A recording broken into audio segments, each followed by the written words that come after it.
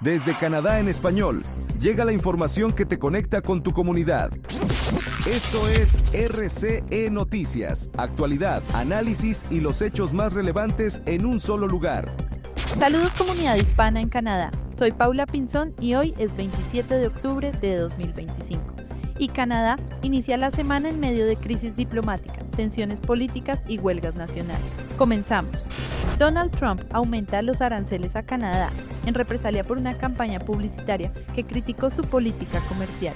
El gesto eleva la tensión bilateral y deja en suspenso miles de millones en exportaciones. Donald Trump sube de nuevo la tasa de aranceles para Canadá. El presidente de Estados Unidos anunció que las tarifas contra su vecino del norte subirán un 10% como respuesta a la difusión de un anuncio promovido por el gobierno de Ontario que se transmitió durante la Serie Mundial de Béisbol entre los Dodgers de Los Ángeles y los Blue Jays de Toronto, que incluía fragmentos de un discurso de Ronald Reagan en donde el exmandatario cuestionaba la utilización de tarifas.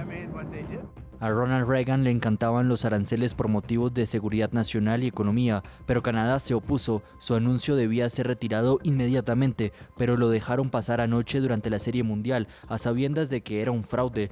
Debido a su grave tergiversación de los hechos y a su acto hostil, estoy aumentando el arancel a Canadá en un 10% por encima de lo que pagan actualmente. Gracias por su atención a este asunto.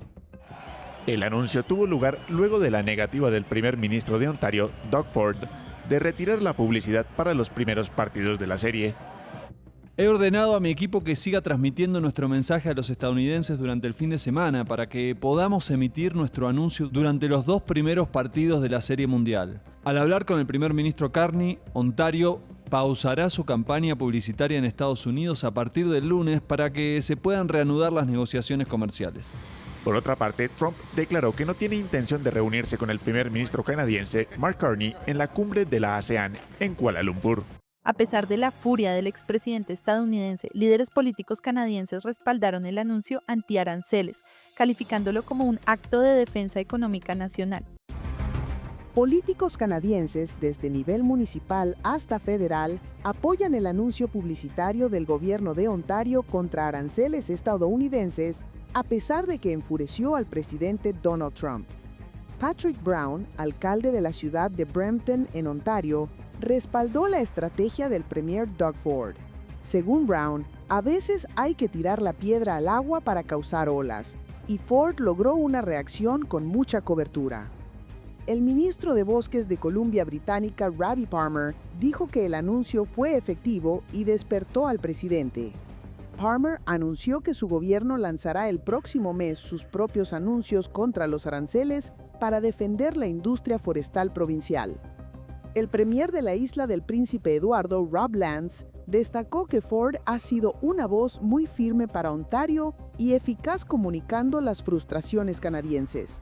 Según Lance, el anuncio fue muy ingenioso, aunque respeta la decisión de retirarlo.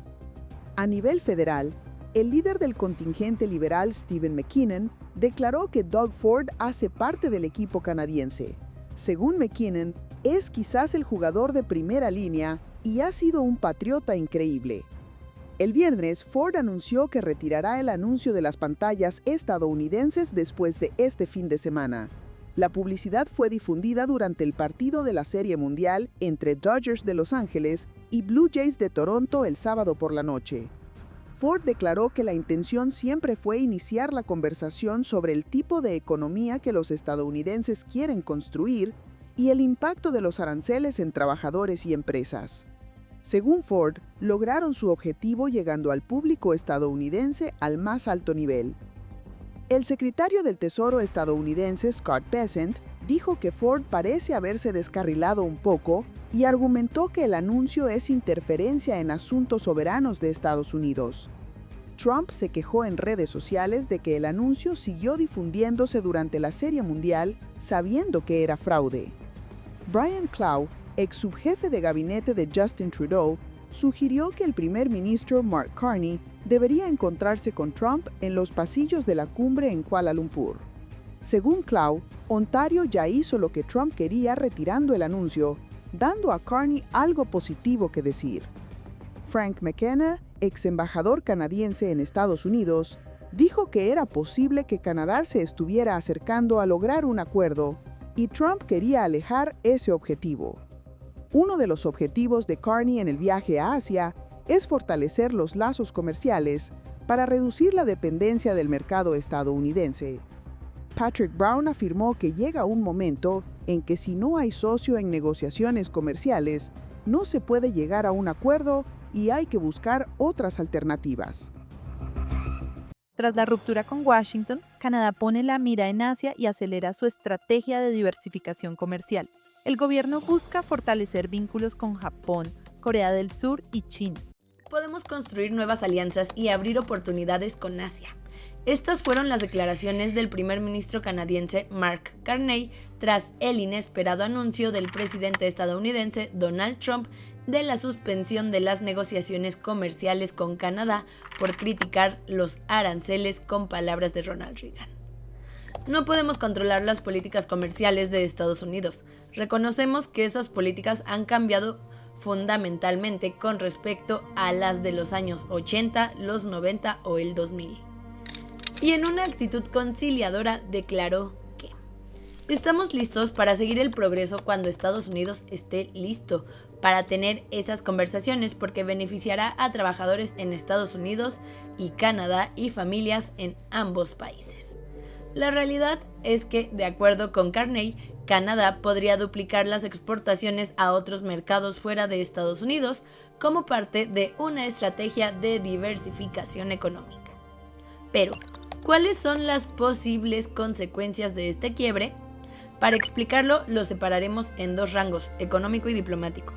En el ámbito económico, Canadá es el principal destino de exportaciones estadounidenses y es también un proveedor esencial tanto en materias primas como en componentes industriales. Por tal motivo, los sectores más afectados serían el automotriz, agrícola, maderero y el de aluminio. Incluso esta situación podría alterar las cadenas de suministro y frenar inversiones en ambos países. Aunado a esto, también se pueden esperar pérdidas de empleo en regiones fronterizas, situación por la cual empresarios tanto estadounidenses como canadienses han llamado a establecer el diálogo para evitar una crisis de empleo. Ahora, en el ámbito diplomático, la ruptura podría, de acuerdo con analistas, afectar gravemente el comercio norteamericano e incluso poner en riesgo el tratado entre México, Estados Unidos y Canadá, así como la relación bilateral entre ambos países, la cual siempre se ha considerado una relación cercana y de mucha cooperación. Ahora cuéntanos, ¿crees que esta situación afecte al TEMEC? ¿Qué crees que suceda entre Estados Unidos y Canadá? Te leemos en los comentarios. En ese marco, se confirmó una reunión histórica entre Mark Carney y Xi Jinping, que se llevará a cabo en Corea del Sur. Será el encuentro bilateral más importante entre ambos países en más de una década. El primer ministro canadiense Mark Carney confirmó este lunes en Kuala Lumpur, durante la cumbre de la ASEAN, que se reunirá con el presidente chino Xi Jinping esta semana en Busan, Corea del Sur, en el marco del foro APEC. Será el primer encuentro oficial entre líderes de ambos países en 7 años, marcando lo que Carney llamó una etapa de redefinición de perspectivas para el futuro de la relación bilateral. Carney subrayó que el objetivo es reconstruir vínculos deteriorados desde 2018, cuando Canadá arrestó a la ejecutiva de Huawei, Meng Wanzhou, a pedido de Estados Unidos, provocando la detención de los diplomáticos canadienses Michael Kovrig y Michael Spavor en China. Esa crisis diplomática, conocida como el caso de los dos Michaels, congeló prácticamente todo diálogo entre Ottawa y Beijing. El viaje a Asia es el primero de Carney como primer ministro y busca reposicionar a Canadá como socio confiable ante el sudeste asiático, mientras Estados Unidos endurece sus políticas comerciales bajo Donald Trump. Sin embargo, las tensiones comerciales con China siguen activas. Canadá mantiene aranceles del 100% a autos eléctricos y baterías chinas, lo que ha provocado fuertes pérdidas para productores canadienses de canola y mariscos. En ese contexto, Carney evita hablar de concesiones y dice que esta reunión no es solo una cuestión de comercio, sino de reconstruir una relación a largo plazo. Esta es la diferencia entre una relación y una transacción. Estamos iniciando una relación y la vamos a construir. Carney continuará su gira por Singapur y Busan, donde busca impulsar un acuerdo de libre comercio con la ASEAN para 2026 y reducir la dependencia de Canadá frente a Estados Unidos. En Alberta, el gobierno provincial prepara una ley para forzar el regreso de los maestros a las aulas, tras 3 semanas de huelga que mantienen paralizado el sistema educativo. En Alberta continúa la huelga de 51,000 maestros que desde el 6 de octubre mantiene a 750,000 estudiantes sin clases en más de 2,500 escuelas. La premier Danielle Smith anunció la presentación de la Bill 2, Back to School Act, una ley que forzaría el regreso al trabajo alegando un daño irreparable a la educación y pérdidas de hasta $100 millones diarios en costos para las familias. La Asociación de Maestros de Alberta mantiene su posición. Rechazó un aumento del 12% en 4 años y pide reducir los grupos de alumnos y más apoyo en salud mental para los docentes. El conflicto podría escalar si el gobierno aplica la cláusula de no obstante, un recurso legal que permite aprobar leyes, aunque limiten derechos protegidos por la Carta canadiense, como el derecho a huelga. Los sindicatos advierten que si eso ocurre, habrá una respuesta sin precedentes. Por ahora, más de 700,000 familias siguen afectadas, mientras las comunidades locales organizan tutorías gratuitas y actividades educativas para los estudiantes. En materia de salud pública, Canadá enfrenta su propia crisis del fentanilo, luego del fallido experimento de despenalización parcial.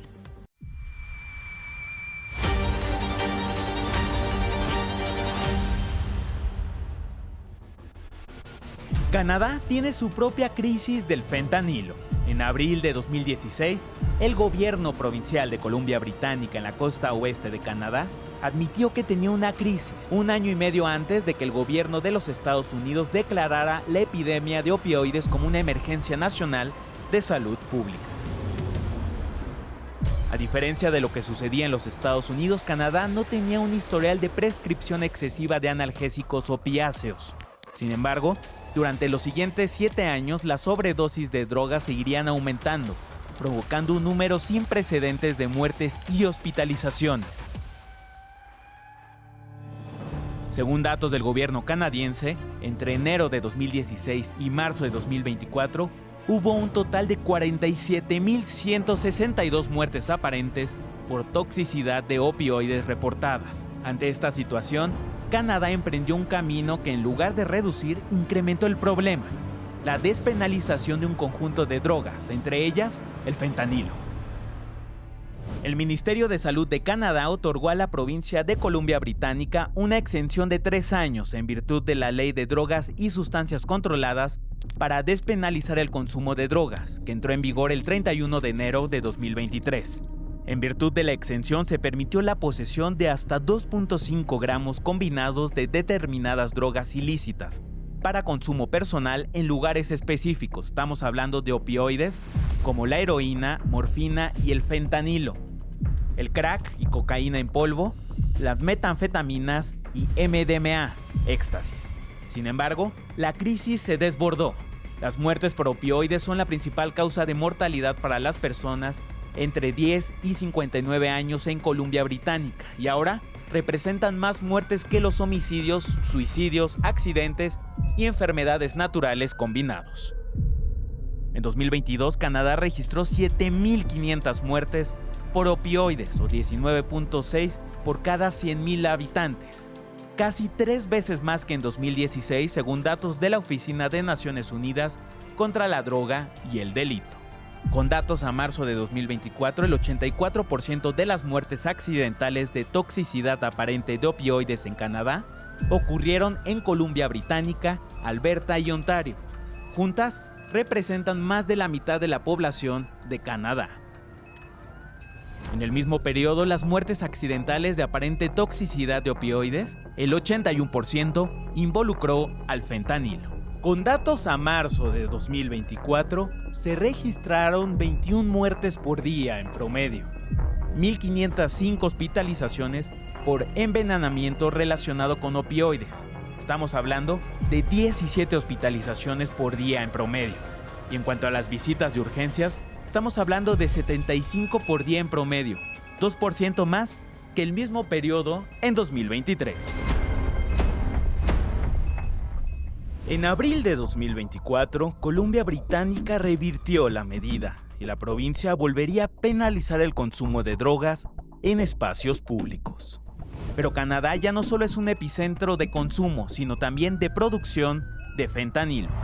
Los precursores se envían desde puertos clave en China hacia América del Norte, llegando directamente a Canadá, de hecho dando paso a la proliferación de los laboratorios clandestinos produciendo la droga para usuarios domésticos, pero también para exportar a Australia, Nueva Zelanda y los Estados Unidos.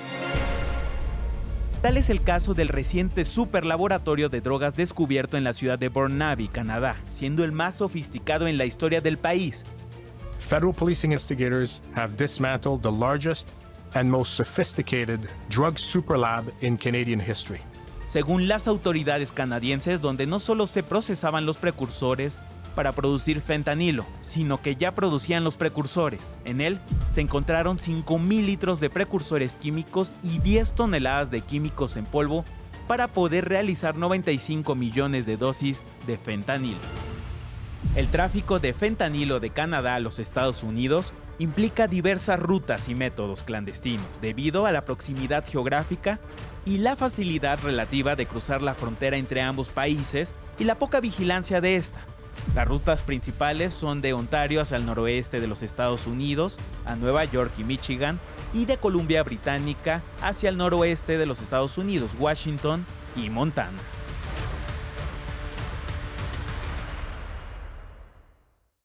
En la entrevista, primera parte de nuestra conversación con Yves Martineau, miembro de la Asociación Quebequense de Abogados en Derecho de Inmigración, quien analiza los retos legales y humanos del sistema migratorio canadiense. Soy Paula Pinzón, gracias por acompañarnos. Sigan con más de Canadá en Español y buen inicio de semana. Desde Canadá en Español, llega la información que te conecta con tu comunidad. Esto es La Entrevista con Irving Selván. Conéctate, infórmate y forma parte del cambio. ¿Qué tal amigos de Canadá en Español? Bienvenidos a este espacio informativo. Hoy me encuentro con Yves Martineau. Él es abogado de la Asociación Quebequense de Abogados en Derecho de Inmigración y vamos a hablar un tema sumamente importante que está aconteciendo en la provincia de Quebec. Yves, ¿cómo estás? Bienvenido. Bien, gracias. ¿Cómo estás? Muy bien. Pues vamos a meternos de lleno a este tema que es sumamente importante. El ministro de Inmigración, Francización e Integración de la provincia de Quebec, Jean-François Roberge, ha hecho una propuesta de reducir el número de inmigrantes permanentes y también temporales en la provincia. Según el ministro, la provincia tendrá aproximadamente una aprobación actualmente son 65,000 aprobados de residencia permanente en la provincia, pero pasarán, según la propuesta, de 25,000 o 35,000 o máximo 45,000 aceptados en la provincia, sin contar también que las residencias temporales pasarán a aproximadamente 200,000 de unas 450,000 que hay actualmente. Pero los abogados han hecho hay una consulta para este tema y los abogados han hecho también una audiencia con respecto al tema. Yves, platícanos cómo está la situación. Pues efectivamente resumiste muy bien. Hay una política general en Canadá de querer reducir la inmigración tanto permanente como temporal y en Quebec pues la reducción estaría de un porcentaje alto en todos los casos. Entonces se habló en mi nombre como abogado y también sí repito el mensaje de la Asociación Quebequense de Abogadas y Abogados de Derecho Migratorio, es que por un lado saludamos el deseo de mejor controlar la inmigración y de tener una planificación que tome en cuenta a la vez la inmigración permanente como la inmigración temporal, porque históricamente la planificación se hacía solamente para la inmigración permanente y la inmigración temporal era algo como en el aire un poco inexistente. Entonces, esto es un elemento muy positivo. Sin embargo, lo que criticamos es la manera y lo abrupto en el cual esta reforma se está haciendo. No hay norma transitoria y hay entonces un gran número de personas que se califican a la residencia permanente bajo alguno u otro programa y que simplemente deben esperar.